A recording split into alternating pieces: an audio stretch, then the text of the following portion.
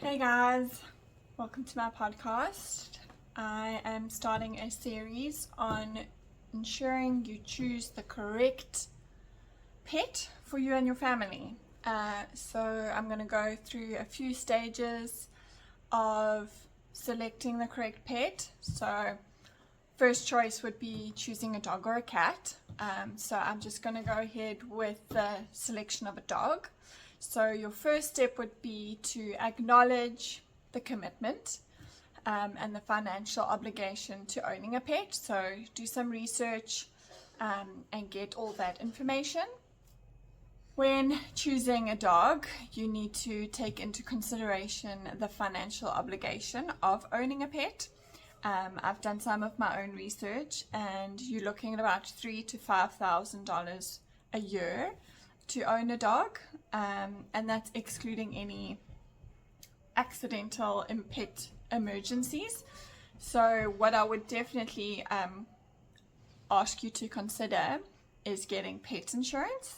There's so many different ones. There's competitive pricing out there, so I would definitely take a look and see which one best suits your budget, whilst still taking into consideration the cover that they're going to give you when you try and put in a claim. So smaller dogs cost less. So smaller dogs, you're looking at closer to the $3,000 a year, whereas your larger dogs, that everything is just more. With a bigger dog, more food, more medicine, more tick and flea products, everything is just greater. With bigger dog breeds and your smaller dog breeds, they don't necessarily mean that the smaller dog breeds are less energy and the bigger dog breeds need more space because they need to be more active. More often, the smaller dog breeds are more active and need more space and they have more energy. So deciding on the size of the animal is proportional to the space that you have around you, how active you are, how willing you are to take your animal out on runs or walks, because there's certain breeds like your Labradors, your Shepherds that are high energy and they need to be exercised every day, twice a day preferably. But then you have your lower energy dogs that are happier to spend most of the day on the couch and just go for 1 or 2 walks out to do their business. Your lower energy dog breeds would be your Basset Hounds, your Cavalier King Charles Spaniels, Shih Tzus, Pekineses, Chow Chows, quite low energy, Bulldogs, and then your higher energy are your Shepherds, your Collies, your Greyhounds, Labradors. Labradoodles are very high energy. They need to be exercised. They're a very popular breed these days, but they do need to be exercised. What's really great about the Labradoodle is their coat type. So that is another thing you need to consider when choosing a breed of dog.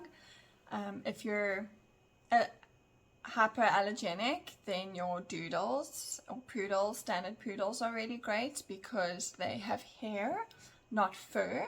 So that's the difference as to why they are hyperallergenic. The shedding can be a huge problem with people with allergies. It's not actually often the fur that you are allergic to, it's actually the saliva.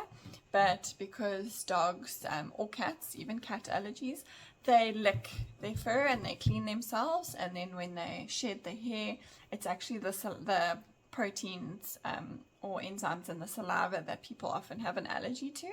So having the animals with the hair, so the doodles rather than the fur, it just decreases shedding, so it does help keep your house clean, but that is why it helps with the allergies, the hyperallergenic.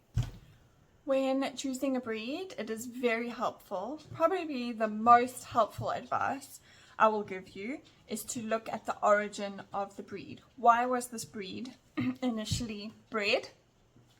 What was its purpose?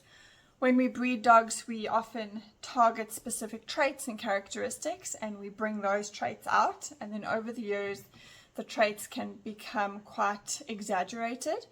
That is why you'll have your very reactive barking dogs, or you will have your very relaxed chilled dogs. So definitely look into why that dog wasn't originally bred. So you'll have your working dogs, your hunting dogs, herding dogs, sporting dogs, toy dogs, and then your terriers. So it is helpful if you wanting a more relaxed dog, then definitely don't go for your herding or sporting breed. The original origin of the pet breed also helps you to determine the temperament. So if they're going to be obedient, they're going to be an independent breed, or if they're going to have a high attachment and be very needy, lots of attention, also aggression or passive. So it is important to note, if you're wanting a highly trained dog but you don't have the time or energy or skills to train the dog, then you can't get a dog that is not receptive to being trained. You would need to then go for your higher intelligent obedience breeds. If you're going to have a one-on-one relationship and this dog is going to be your companion, you're going to spend 24 hours a day with them, then you do have the time to train them, then it is okay to get your not easily trainable dogs, maybe even your dogs that can show more of an aggressive side, because you have the time to work through that temperament with them and help it not escalate to a point where it's out of control. There are a lot of quizzes on the internet these days to help you to choose the correct dog breed for you. I would highly recommend doing one of these quizzes. I will put a link down below to one that I would recommend. But all I ask is that you take the time to do your research, learn the breeds. A lot of breeds come with medical conditions, like the French Bulldog is such a popular breed these days, but they have so many health issues that you are looking at a huge financial commitment when getting this dog. And a lot of them are predisposing conditions, so the pet insurances don't cover them.